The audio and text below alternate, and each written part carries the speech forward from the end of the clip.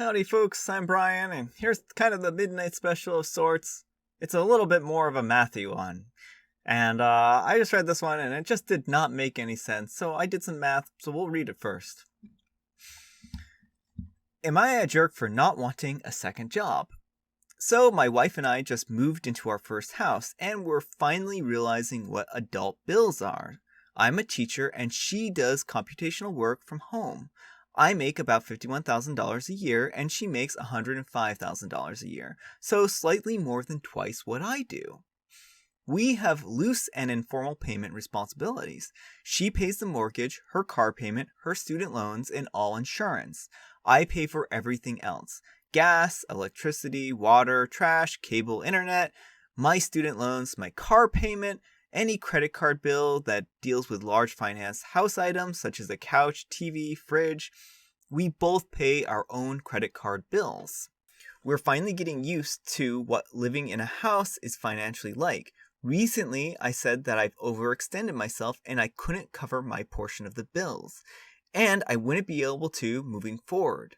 Long story short, she wants me to get a second or part-time job. Her side: she wants me to get a second job during the year, but mostly for the summer to pick up some of the slack for not being able to contribute as much as I could possibly.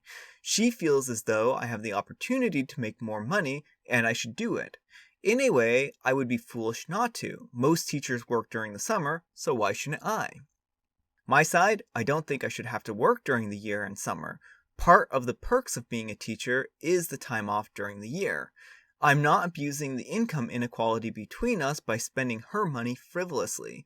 But since we're comfortable without me having to work, I shouldn't have to, especially during the summer, which I feel as though I've earned. I think I might be a jerk because I don't think I should have to work a second job during the summer when she has to. So this is the statement from OP I'm going to kind of latch onto. $51,000 is really an overestimate. I live in a state where a teacher has to pay 14% of their income into educational state retirement account without exceptions. My main killer is the student loans I use to get my master's. That alone is about $450 a month. Alright, so just for your sake here, I decided to put this stuff into a little bit more friendly form.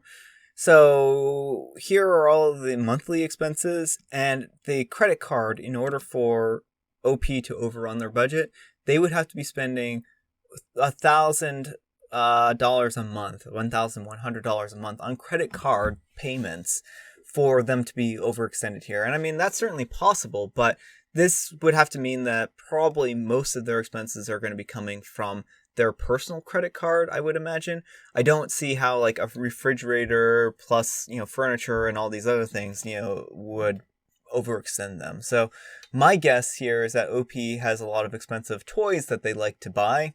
And this is why OP has no money and has overextended themselves. Because $1,000 a month, you can spend $1,000 a month easy. We'll just assume that 500 of that goes towards their, housing stuff, even though they say that they don't, probably have more than 450. So worst case, $500. That means that they have their own spending money of about $500 a month. So it sounds to me like when OP says that they've overextended themselves, that they're spending more than $500 on themselves per month, and that's why they've overextended themselves. So that's the only logical and reasonable explanation I can see here. So yeah, anyhow, take care and good luck.